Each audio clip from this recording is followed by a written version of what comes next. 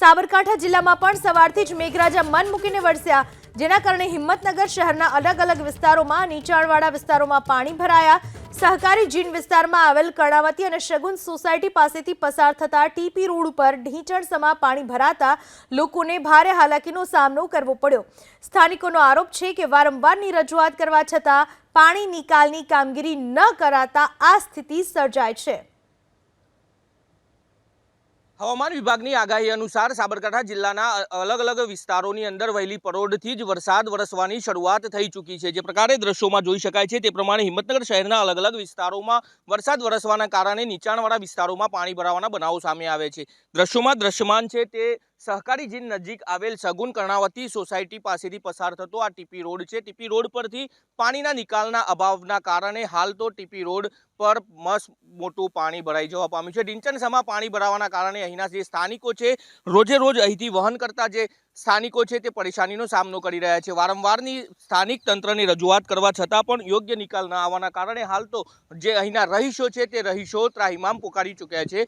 આપણી સાથે અહીંના સ્થાનિક વ્યક્તિ જોડાયા છે, તેઓની સાથે સીધી જ વાત કરીશું કેવા પ્રકારની તકલીફોનો સામનો કરવો પડતો હોય છે।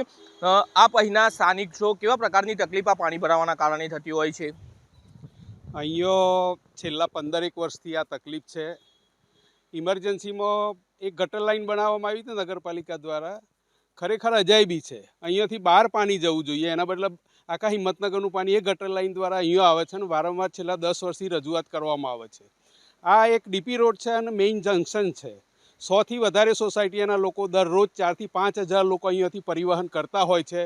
બાળકોને ટ્યુશન જવાની અન્ય મુશ્કેલીઓ અને નોકરિયાતને પણ મુશ્કેલીઓ, વારંવાર રજૂઆતો કરવા છતાં શગુન સોસાયટીની બંને બાજુએ આ પરિસ્થિતિ છે। તેમ છતાં આ તંત્ર સાંભળતું જ નથી અને કોઈપણ સંજોગોની અંદર કોઈપણ રોગચાળો ફાટી નીકળવાની શરૂઆત થાય તો આ શગુન સોસાયટીના નાકેથી જ થાય છે, કારણ કે 24 કલાક 1 ઇંચ પણ વરસાદ પડે તો અહીંયા પાણી ભરાવાની આ સમસ્યા છે અને આ સમસ્યા જલ્દીથી ઉકેલાઈ જાય એવી આ નગરજનોની રજૂઆત છે। નહીંતર ગાંધી ચિંધ્યા માર્ગે પછી આંદોલન કરવું પડશે એવો સૂર લોકોનો સંભળાઈ રહ્યો છે। સામાન્ય વરસાદમાં પણ આ સ્થિતિ સર્જાતી હોય છે।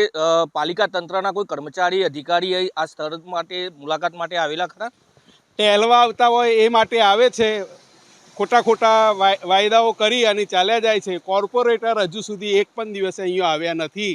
બસ ખોટા ખાલી આશ્વાસનો આપી થઈ જશે પણ છેલ્લા 15 વર્ષથી આ પરિસ્થિતિ છે। એક વખતે 6 થી 7 ફૂટ જેટલું પાણી ભરાઈને ઇમરજન્સી ગટર લાઈન હોવા છતાં પણ આ તંત્રએ કોઈ પણ પ્રકારની કાળજી રાખી નથી। ઉપરથી પાણી બીજી સોસાયટીનું અહીંયા આવતું થયેલું છે અને જે વારંવાર રજૂઆત કરેલી છે। વારંવાર રજૂઆત કરવા છતાં પણ આ પાણીના નિકાલનો કોઈ વ્યવસ્થા કરવામાં નથી આવતી, જેને લઈને જે અહીંના સ્થાનિકો છે તે સ્થાનિકો તંત્ર પર રોષે ભરાયેલા હોય તેવું સ્પષ્ટપણે લાગી રહ્યું છે। છેલ્લા 10 વર્ષથી અહીં પાણી ભરાતું હોય તેવો સ્થાનિકોનો દાવો છે, પરંતુ તંત્ર દ્વારા કોઈ યોગ્ય નિકાલ કરવામાં આવતો નથી। દર્શન પટેલ, એબીપી અસ્મિતા, સાબરકાંઠા।